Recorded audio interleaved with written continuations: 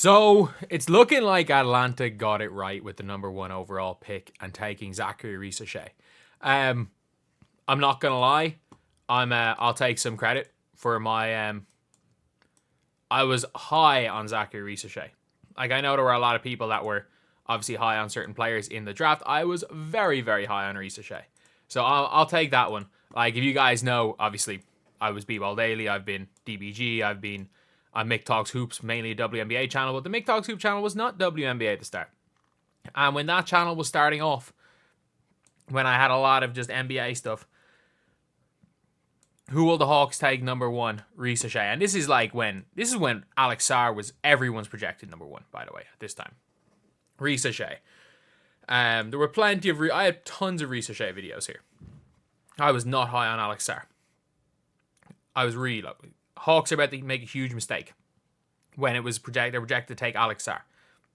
Like, Sarr would have been a huge mistake.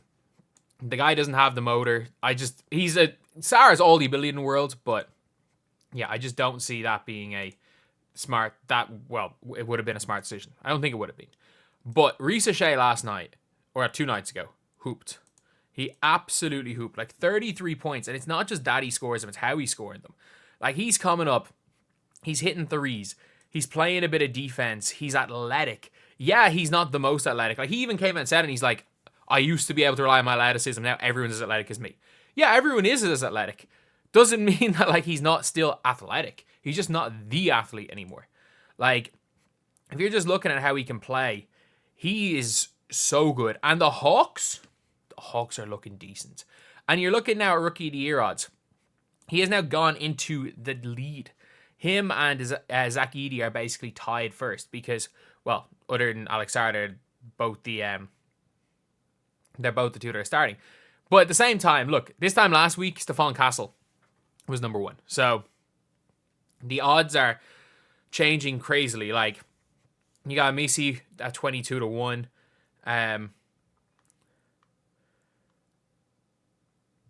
Like, there are a lot of rookies where you're like, they have a shot. Whoever just gets hot, like Bob Carrington has gone down to, like, actually no, to be fair, 11-2. He's not too bad. I don't know why Bob Carrington's, he's third favorite, like, after Alex Sarr, but still,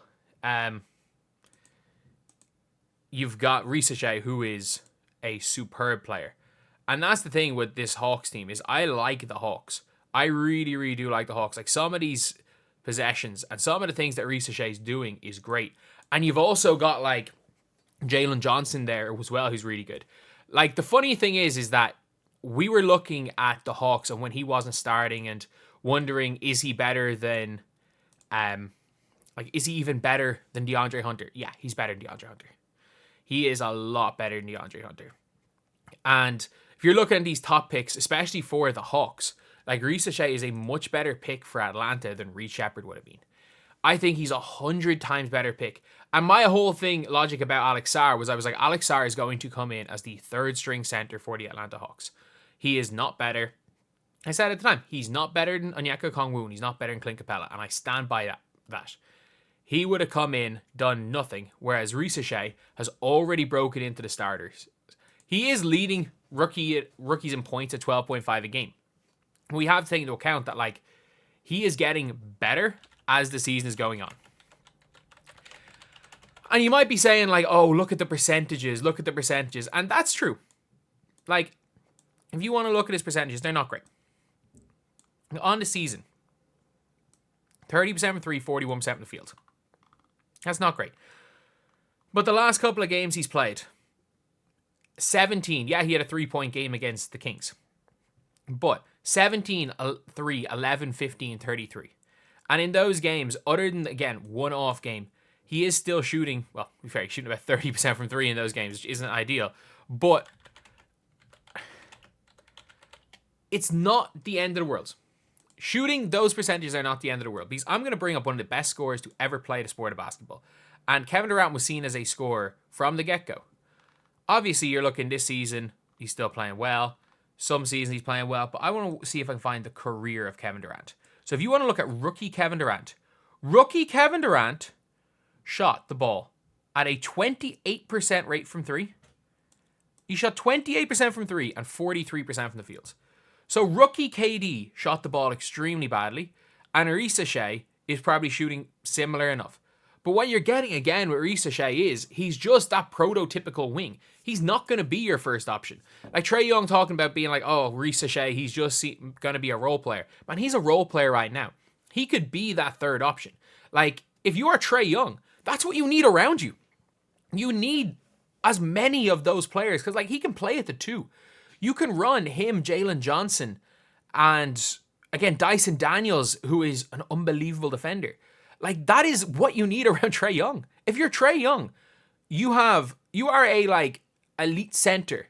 If the Hawks can somehow find a way to get a high-tier center, they are going to be dangerous because that's how you have to play if you're Trae Young.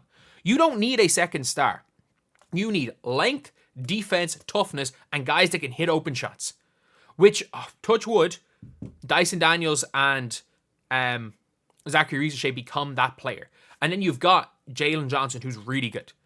If you can get that center, that is a perfect starting five because to keep Trae Young effective, because he's so good in offense, so bad in defense, you've got to have all these, like, you got to have so much length around him. You can't have another defensive liability on the floor with Trae Young.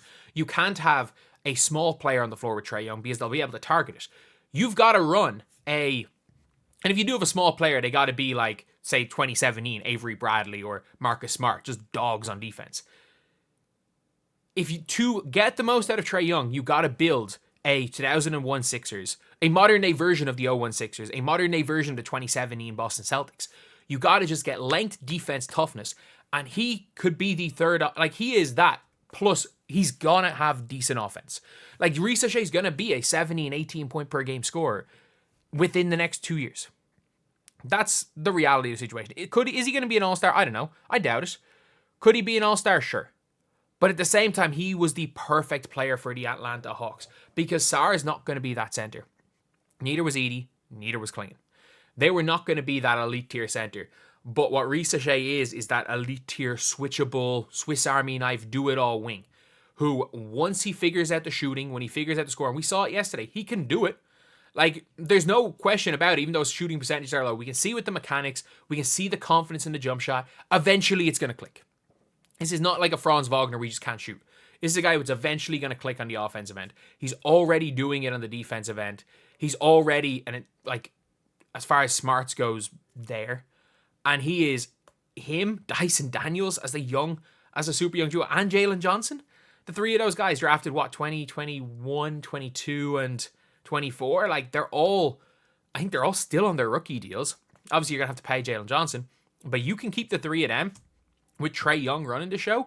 You mightn't win a championship, but at the end of the day, I get it. The end goal is to win a championship, but the Hawks have never been to the finals.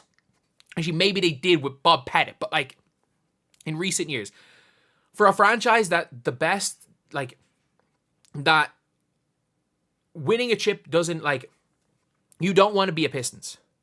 You don't want to be constantly being not okay with making the second round. The Hawks, if the Hawks go and make the second round in the next 3 years, that's decent. You are the Atlanta Hawks. You don't have a generational player. It's hard to get one. And you've been mediocre for so long that, just being competitive in Trae Young's prime is better than nothing.